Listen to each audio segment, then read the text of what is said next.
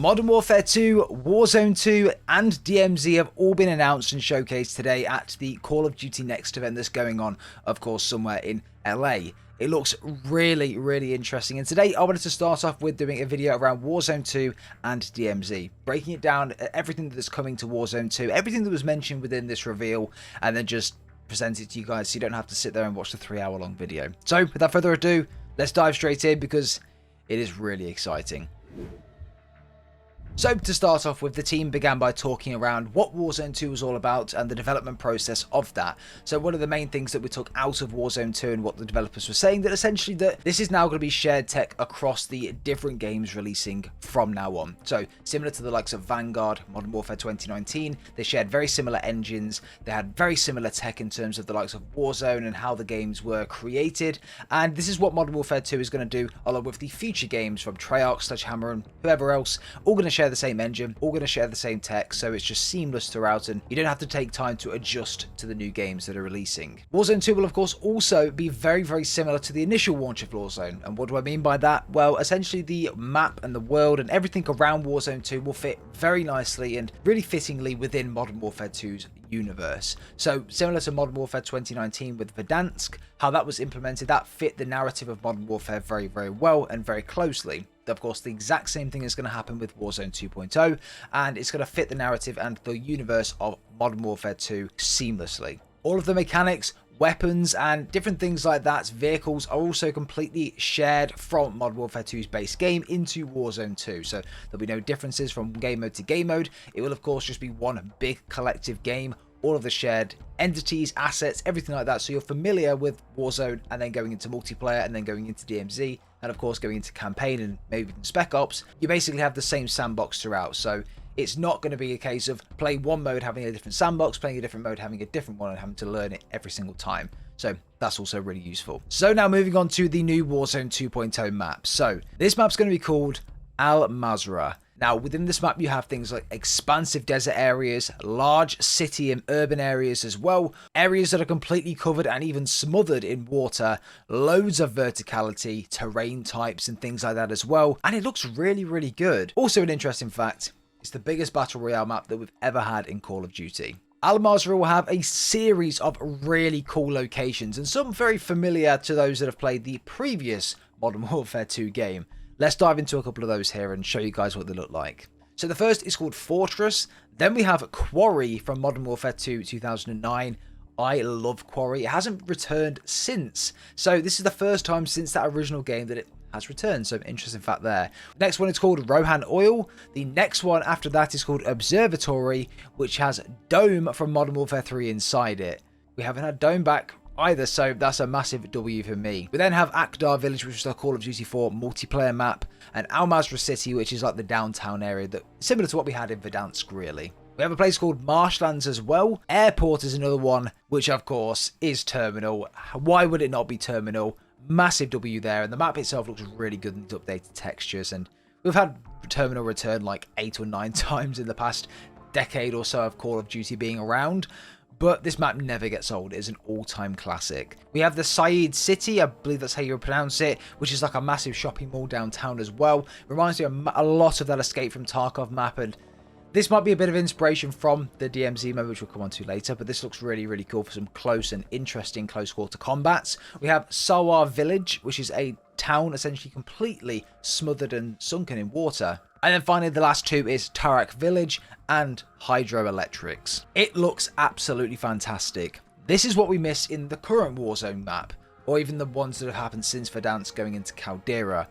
More familiar fan favourite areas. We've had a couple here and there, but we've never really had them in this extent. This is just really, really good, and I'm glad they've done this. I'm glad they've taken this initiative and taken the feedback on board that we want maps from previous games that we loved into this battle royale mode. So I'm very, very excited for that. The combat in game also looks really, really good and very, very interesting as well. So water combat is back. Of course, you can swim, you can shoot underwater and things like that.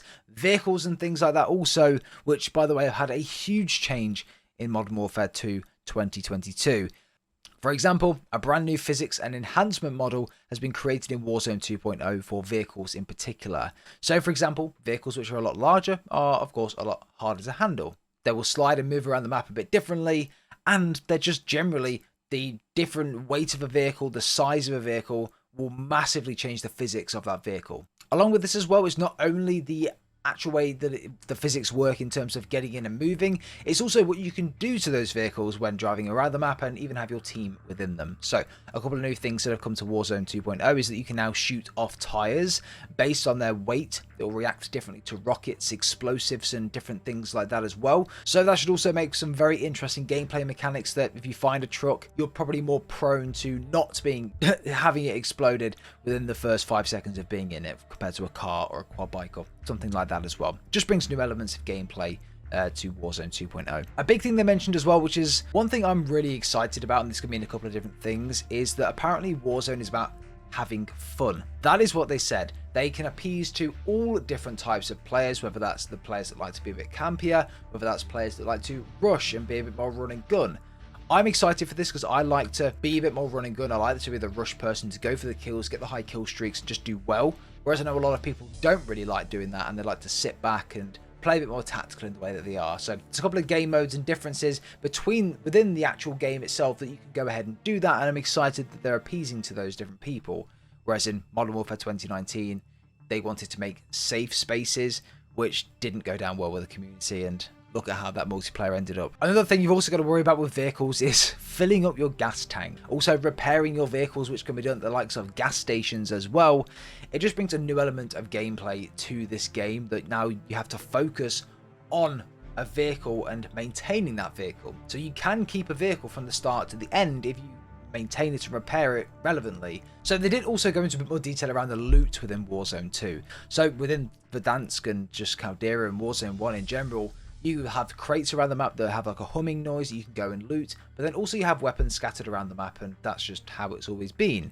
Warzone 2 will be pretty much very, very similar to that, but it will change in some aspects. For example, for the likes of bandages and heals, there will now be heal types in Warzone 2, and that was said by one of the people that were speaking. Essentially, if you need to have a bandage, or if you need like a med kit or whatever it might be, you can go into a bathroom cabinet or a set of drawers in a bathroom and you can find a bandage, you can find a first aid kit, whatever it might be. So you don't just have to loot boxes to find these things. If you need a medical item, you can go to a bathroom or somewhere like that to find it. If you need or are looking for armor, if you're looking for weaponry, you can then go to, say, a military crate, or you can go to more of just a general crate around the map. So rather than just focusing on loot boxes around the map, you can also go to different places and rooms and buildings and also loot those for the different things too. And that will play massively into DMZ. Warzone 2, will it still use the standalone circle? Well, Infinity Ward said they were trying to not make it very samey. They didn't want to make the experience feel the same. So within Warzone 2, they have tried a couple of different things. And one of those things that they have tried is that now the circle will in fact split into 3 different circles. It then breaks up the play, and anyone that's camping in the center of that big circle is forced to move. So that's the big thing with Warzone 1. You can literally sit in the center of the circle, and if you got lucky the entire game, you didn't have to move. But now this changes up the gameplay. If you're in the center and that circle splits into 3, you're forced to move to one of those 3 circles, which along the way you can encounter different people and things like that as well. So changes the gameplay massively. Looking forward to these changes, see how it plays. Again, we'll see what the streamers and the different creators say about this change later on when they actually do play a game of Warzone 2. So yeah, interesting change. We'll see how it plays out. Along with this as well, the Gulag. How has this changed in Warzone 2.0? Has it changed a lot? Is it kept the same? What's the crack with Gulag? Well, you're actually not alone in the Gulag anymore. So typically when you die in the Gulag, you're there, you try and get a kill, and then once you got the kill, you're out and back into the game. This time though, you form a temporary alliance with a random person in that lobby. So you have to work with that person in that lobby to try and get out of the Gulag. But when you're out of the Gulag and you do succeed, that person you were teamed with then again becomes your enemy, so you're then fighting against them again. So it is a case of just using proximity chat in game, which by the way is there as well. So proximity chat is coming to Warzone, which will have some very, very interesting moments for streamers and videos and stuff, so I'm looking forward to that. You use proximity chat, work together with your temporary teammate, get out of the Gulag, join back with your team, and go from there. But not only this, there will also be an AI presence within the Gulag. We don't really know how just yet. They didn't really go into much detail about it, but will that be working with your teammate to take out AI? So rather than being against people, you're against AIs, and then also you're fighting PvE and PvP. We'll have to wait and see. Not much detail on it just yet, but the Gulag has changed a lot. I'm looking forward to seeing the outcome of it. Now, within the Warzone 2 world, there's a new feature called Strongholds. These are areas around the outside of the map which are optional to attack. You don't have to do them, but you can if you want to try and upgrade your loot or just do something a bit different on Warzone if you've not encountered anyone. So essentially, AIs will be defending these strongholds, and within these strongholds, there'll be something called black sites. These black sites will have different military-grade crates that you can go into and get really, really high-tier loot, and just allow you to basically have the upper hand against other people in that lobby. We didn't hear anything about loadouts, though. I can only presume loadouts will be there, but maybe this high-tier loot will be the equivalent of loadouts if they're not in the game. So we'll have to wait and see how it plays out within Warzone 2 later when they play. If there is loadouts in the game, then of course fair enough. But if not, then maybe this high tier loot is the replacement for that. But guys, that's all for Warzone 2 itself. But that's not all we're talking about today. Let's move on to DMZ. So, in all honesty, there wasn't a lot that was spoken about with DMZ. That's why I've left it towards the end. But it sounds really, really interesting. And of course, with the new mechanics of like going into a bathroom, picking up bandages, picking up first aid kits, going into a random crate in a gas station and collecting grenades and resources, this is exactly what an extraction royale is all about, and I'm all for it. Now, what is DMZ?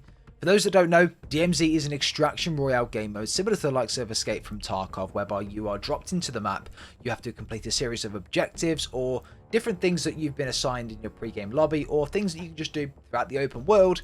And then when you decide it's time to essentially extract, you can go ahead and do that. So there's no, from as far as I'm aware and from what I was gathering on this, there's no set time limit to how long you can be in this DMZ world for. So just to clarify to you guys, this DMZ mode will take place on Al Mazura, and you can drop in and go from there. When you do drop in, you can again complete a series of activities throughout the world which are essentially preset there, or can select them in a pre-game lobby, do missions for challenges, do weapon skins, loot, I presume, stuff like this, XP and whatnot. Maybe if there's a currency in DMZ, you can do that as well. But it is all based on this new Warzone 2 map, and sounds really, really good. I presume Strongholds will be a big part of this as well, but there will be a massive AI presence on this map. So PvE is going to be huge on DMZ. Obviously, with an extraction royale, it isn't just AIs around the map. You'll also encounter actual players, so doing a lot of PvP and then also PvE. Apparently, though, the AIs are very good, very strong,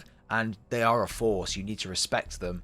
So I'm excited they're not just recruit bots, that they're actually very good, very tactical and intelligent artificial intelligence. So people are going to struggle against these AIs, you know, and I'm all for it. I'm all down for a fight, a tactical fight, to work with teammates to take them out. You can't just go in guns blazing as one person to take out all these AIs. You actually have to work as a team, or you have to be very, very skilled to do that. So I'm happy there's that skill gap. I'm happy that no one can just go in and do it. So DMZ is going to be interesting. They did also say that you don't have to engage with people. You can just go and do your stronghold missions and extract. You don't have to ever see a person in that game. But if you wanted to search for people, you could do that as well. It doesn't put pressure on those people to have to go and get kills. They can just go into this mode, do their missions or whatever, and then leave. So I like that. Guys, that's really everything for DMZ, to be honest. That's literally all they mentioned, and everything for Warzone 2 as well, which I'm very, very excited about. It is all free to play. Both of these modes will launch on November the 16th at the same time, about 2 weeks after the Modern Warfare 2 launch and at the beginning of Season 1 for Modern Warfare 2 as well. So this is pretty much everything you need to know around Warzone 2 and DMZ so far. So let me know your thoughts and opinions down below in the comments. Very excited for multiplayer as well, so a video will be on the channel for that. If it's not up already, it will be up straight after this one, so keep an eye out for that one. Make sure, guys, leave a rating on the video. Let me know how you feel about these new modes, and subscribe for brand new content coming. We do loads of COD content, so yeah, if you want to stick around, of course you can go ahead and do that. But guys, without further ado, we'll see you all in the next one.